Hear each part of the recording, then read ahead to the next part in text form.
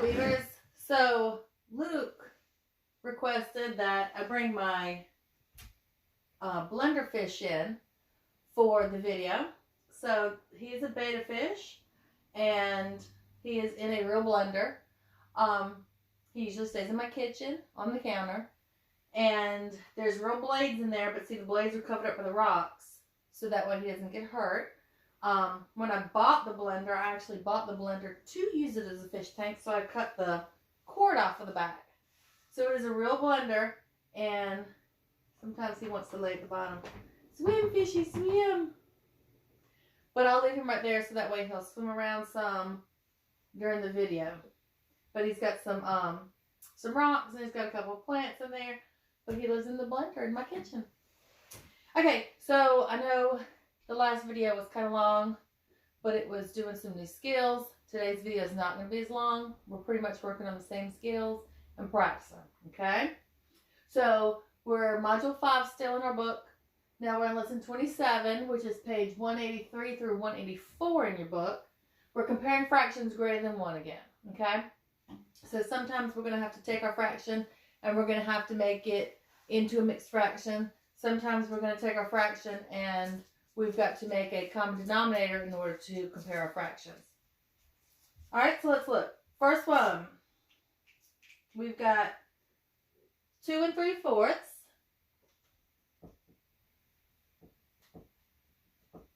2 3/4, and we're going to compare it to 2 7/8.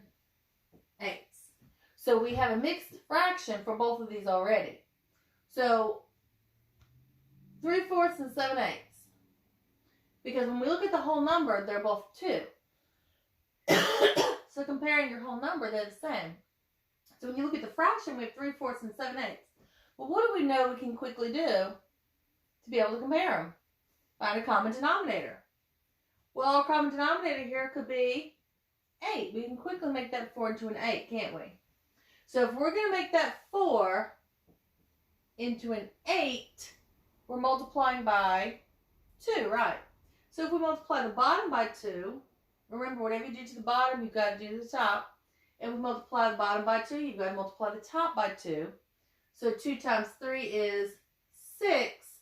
So we would have 2 6/8 compared to 2 7/8. Now that you have a common denominator, you can quickly see that 2 7/8 is greater. All right, let's look at another one. So we have 10 2/6, and we're comparing it to 10 1/3. All right, this one's similar to the one we just did. We have the same whole number, 10. Then we look at our fraction, we have 2/6 and we have 1/3. So we can quickly find a common denominator. 6, right? We can make that 3 to be a 6. If I make that 3 to be a 6, I'm multiplying by 2. Whatever I do to the bottom, I have to do to the top. So 3 times 2 is 6. 1 times 2 is 2. So we have 10 2/6. And we started over here with 10 2/6. So we can quickly see there, equal. Okay? All right, let's look at another one. All right, let's see. 5 3/8.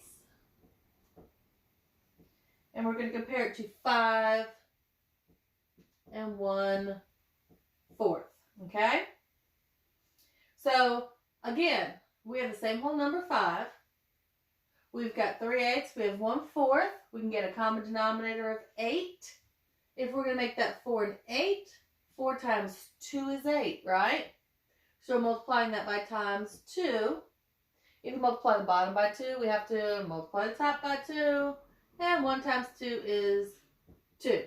So we have 5 2/8 and 5 3/8, which we can quickly see 5 3/8 is greater.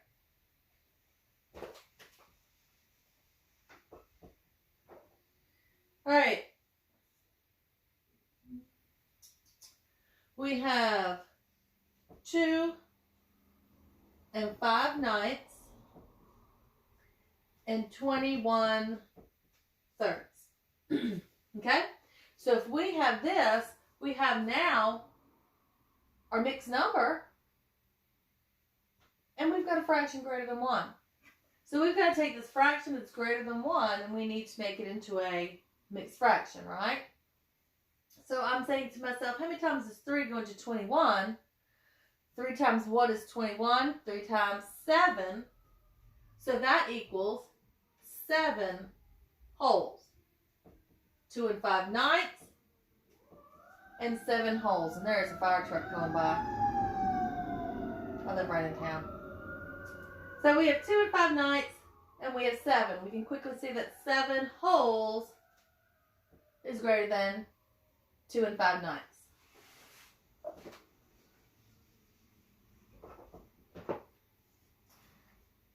All right, if we have 2 4/5, and we have 10 fourths, and we were to compare these with a greater than, less than, or equals sign, well, we've got our mixed fraction, and we've got our fraction greater than 1, so we need to make that fraction greater than 1 into a mixed fraction, right? So I've got to say, how many times is 4 going to 10? 4 goes into 10 2 times, because 2 times 4 is 8. So we have 2, and if that goes to 8, then we have 2 fourths, right? Left. So we have 2 4/5, and 2 2 fourths. Well, we know that 2 fourths is equivalent to a half, right? So we're using that benchmark fraction again to help us remember and figure out greater than, less than. So if I know that's equal to a half, well, if I look at 4/5, I know 4/5 is just 1/5 away from being another whole, right? So it's greater than a half, so that makes that greater. 2 4/5 is greater than 10 fourths.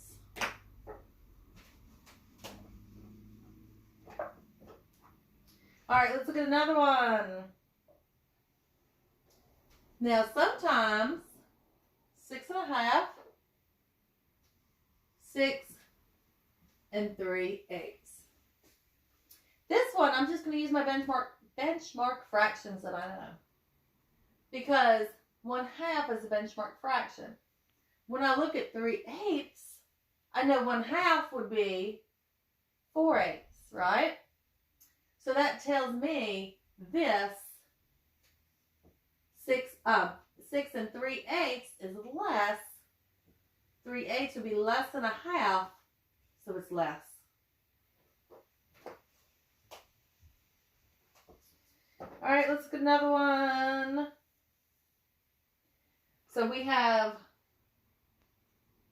7 5/6, and we have 7 11/12.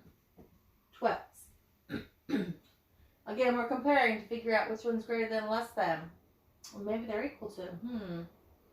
Well, we can quickly, again, we've already got our mixed fractions, so we can quickly find a common denominator. Our denominator will be 12, right? We can make the 6 into a 12 by multiplying it times 2. Because 6 times 2 is 12. Again, whenever you do the bottom, you have to do the top. So 5 times 2 is 10. So we have 7 10/12, 7 11/12. You can quickly see 7 11/12 is greater than 7 10/12 by 1/12. Right?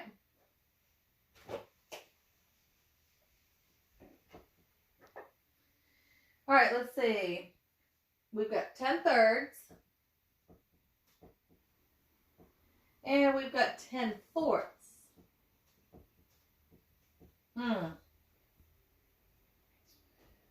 Right now I've got fractions greater than 1.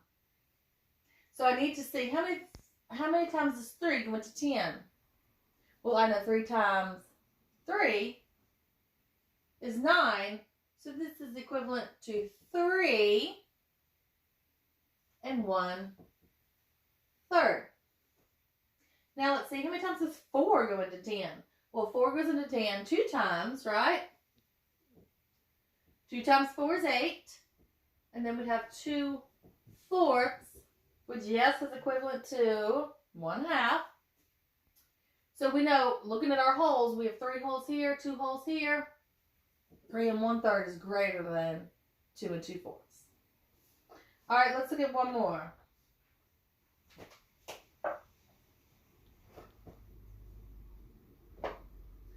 All right, we've got 12/4. And we have 10/3, and we want to compare them. Right now, we've got a fraction greater than 1, so we need to make them into a mixed fraction. How many times does 4 go into 12? 4 goes into 12 3 times, because 3 times 4 is 12. So that's 3 wholes with no fraction left over. Then I say, how many times does 3 go into 10? 3 times, because 3 times 3 is 9, right? So that would be 3 1/3. So right there I can see that 3 1/3 is greater than 3. All right. Make sure you are studying, make sure you're working, and then check back and I'll have the answers.